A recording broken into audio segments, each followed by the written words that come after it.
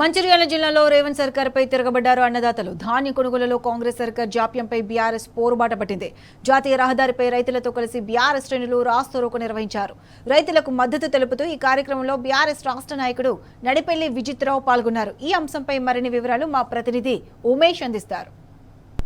జిల్లాలో ధాన్యం కొనుగోళ్లకు బీఆర్ఎస్ పోరుబాట పట్టింది. ప్రస్తుతం మనం మంచిర్యాల నియోజకవర్గంలోని దండపల్లి మండల కేంద్రం వద్ద ఉన్నాం. ఇక్కడ ధాన్యం కొనుగోలు వెంటనే ప్రభుత్వం చేపట్టాలంటూ జాతీయ రహదారిపై బీఆర్ఎస్ శ్రేణులు రాస్తారోకో చేపట్టాయి. దీనివైపు కూడా భారీగా ట్రాఫిక్ జామ్ నిలిచిపోయింది. వెంటనే కూడా కొనుగోళ్లకు సంబంధించి ప్రారంభించాలని, అలాగే ధాన్యం కొనుగోలు కేంద్రాల్లో కూడా తూకంలో మోసాలని అరికట్టాలంటూ కూడా పెద్ద ఎత్తున కూడా ఆందోళన నిర్వహిస్తున్నారు. ప్రస్తుతం మనతో పాటు మాట్లాడడానికి బీఆర్ఎస్ రాష్ట్ర నాయకులు నడిపల్లి విజిత్ కుమార్ గారు ఉన్నారు.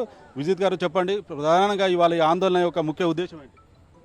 మంచిర్యాల నియోజకవర్గంలో ఇవాళ దాదాపు 100 సెంటర్లు ఉంటాయి. సెంటర్లు పేరుకే ఓపెన్ చేసింది తప్ప చాలా సెంటర్లలో ఇంకా కొనుగోలు స్టార్ట్ కాలేదు. స్టార్ట్ అయిన కాడల్లా ఈ రైతులందరూ కూడా చాలా బాధపడతారు. 44 కిలోలు అడుగుతాను, 4 కిలోలు ఒక బస్తాకు ఎక్కువ తీసుకోవడం జరుగుతుంది. ఎక్కడ లేని విధంగా ఇక్కడ బస్తాకు 2 రూపాయలు వసూలు చేస్తారు.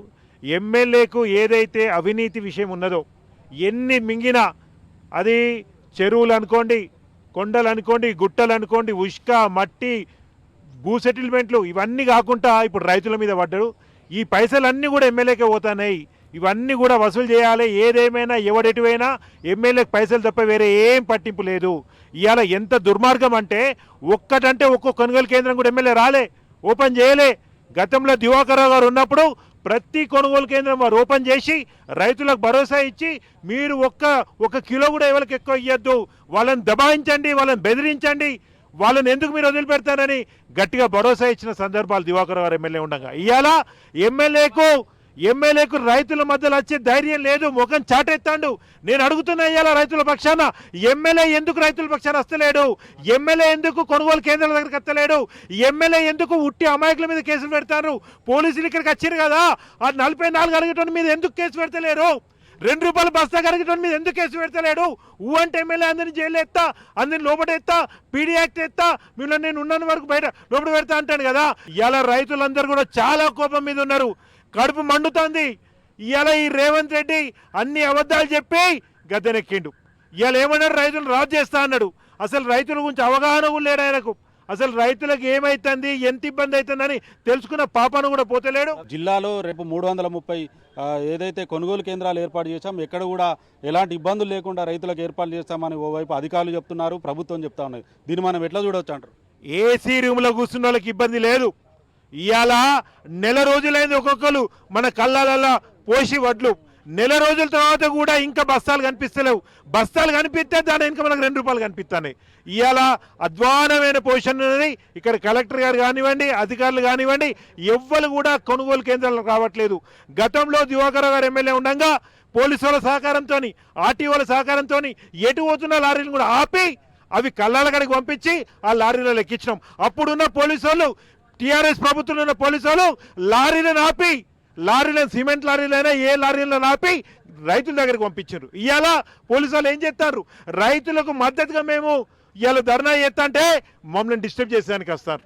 నేను కోరుతున్న పోలీసు వాళ్ళను, చాలా మంది మీరు కూడా రైతు కుటుంబాల నుంచి వచ్చిన వాళ్ళను, మీ తల్లిదండ్రులు, మీ చుట్టాలు వాళ్ళు కూడా బాధపడుతున్నారు. మీరు ఒకసారి ఆలోచించాలి, రైతులకు మద్దతు తెలపాలి. మీరు ఆ ఎవరైతే లారీలో ఎవరైతే వసూలు చేస్తారో గవాల మీద కేసులు పెట్టండి, గవాలను అడ్డుకోండి, వాళ్ళని మీరు సరైన దారిగా పెట్టండి అని నేను కోరుతున్నాను. అదేవిధంగా ఎమ్మెల్యే గారిని డిమాండ్ చేస్తున్నా, మీకు కనిపించలేదా? మీకు ఆ తద్వారా వచ్చే పైసలే కనిపిస్తున్నాయా? నీకు పైసలే ముఖ్యమా, రైతులు కాదా అని నేను అడుగుతున్నా. అక్కడ ఏసీ రూమ్లో కూర్చొని రాత్రి నువ్వు పైసలు లెక్క పెడతాను. ఇవాళ నీకు అప్పుడు ఎమ్మెల్యే కానప్పుడు ఏమన్నావు? ఒక్క గింజ కూడా ఎక్కువ తీసుకోరన్నావు. ఒక్క గింజ. ఇవాళ 4 కిలోలు 5 కిలోలు ఎక్కువ తీసుకుంటారు. అసలు ఎక్కడన్నా ఉందా? ఎక్కడన్నా బస్తాకు 2 రూపాయలు ఎమ్మెల్యేకి ముడుతుందా అని? ఇది ఎక్కడి కథనే నాకు అర్థం కాదు. బస్తాకు కూడా తీసుకుంటాడు ఆఖరి పైసలు. ఏం చేసుకుంటాడు ఈ పైసలని? ఇప్పటికే 500 కోట్లు కట్టిండు బ్యాంకులో, ఇంకెంత దోసుకుంటాడు అని నేను అడుగుతున్నా. ఇవాళ ప్రభుత్వ వైఖరి కూడా మొండిగా ఉంటే మీకు రాబోయే రోజులలో మీ పోరాటం ఏ విధంగా ఉండబోతుంది? ప్రభుత్వం మొండి వైఖరి ఉంటే ఇవాళ రోడ్ల మీద ధర్నా ఎత్తున్నాం. రేపు వాళ్ళ ఏసీ రూమ్లకు పోయి కూడా ధర్నా వేయాల్సి వస్తుంది.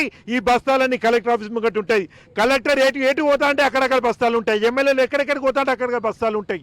ఇవాళ ఒక్క వడ్లే కాదు, ఇక్కడ మా దండపల్లి మండలంలో ఎక్కువ మక్క కూడా ఉంటుంది. ఈ దానికి కూడా ఒక రిస్ట్రిక్షన్ పెట్టిండ్రు, లిమిట్ పెట్టిండ్రు. ఎకరానికి 25 క్వింటల్ మాత్రమే తీసుకుంటారట. అంటే 40 క్వింటల్ వండుతున్నాయి ఇక్కడ. మిగతా 15 క్వింటల్ ఏం చేయాలి అంటే ఒక ఆలోచన ఏమున్నదంటే రైతులను సతాయించాలి. సతాయిస్తే మనకు వాళ్ళు వేరే ప్రైవేట్ వాళ్ళకి అమ్ముకుంటారు, మనం తక్కువ తీసుకోవచ్చు అనే ఆలోచనతో వాళ్ళు ఉన్నారు. ట్యాగింగ్ లేదు, అసలు ఏ రైస్ మిల్ పోతుందో తెలియదు. కొత్తగా ట్యాగింగ్ అని తీసుకొచ్చారు, సాఫ్ట్వేర్ తీసుకొచ్చారు, ఆ ఎరువులకు తీసుకొచ్చారు, అది పనిచేయలేరు.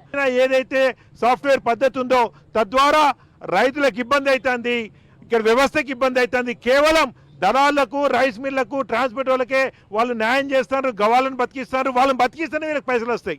రైతుల పక్షాన ఈ ప్రభుత్వం ఖచ్చితంగా ఆలోచించి వాళ్ళ నిర్ణయం మార్చుకొని ఒక్కటంటే ఒక్క గింజ కూడా ఎక్కువ తీసుకోవద్దు, బస్తాకు ₹1 కూడా ఎక్కువ తీసుకోవద్దని, ఒక్క పైస కూడా ఎక్కువ తీసుకోవద్దని డిమాండ్ చేస్తున్నాం. మంచిర్యాల జిల్లాలో ధాన్యం కొనుగోలుకు సంబంధించి 320 కొనుగోలు కేంద్రాలు ఏర్పాటు చేసినట్టు అధికారులు చెప్తున్నప్పటికీ జిల్లాలో ఎక్కడ కూడా కొనుగోలు ఇంకా వేగవంతం చేయలేదు. వెంటనే ధాన్యం కొనుగోలుకు సంబంధించి అలాగే వడ్లు ఏదైతే మక్కలకు సంబంధించి కూడా ఎలాంటి కొర్రీలు లేకుండా కొనుగోలు చేపట్టాలని, తూకంలో సంబంధించి మోసాలు కూడా జరుగుతున్నాయి. వాటిని వెంటనే కూడా ఏదైతే ప్రభుత్వం కూడా వీటన్నిటి కూడా అరికట్టి రైతులను ఆదుకోవాలంటూ బీఆర్ఎస్ నాయకులు డిమాండ్ చేస్తూ ఉన్నారు. ఇది ఇక్కడ తాజా పరిస్థితి.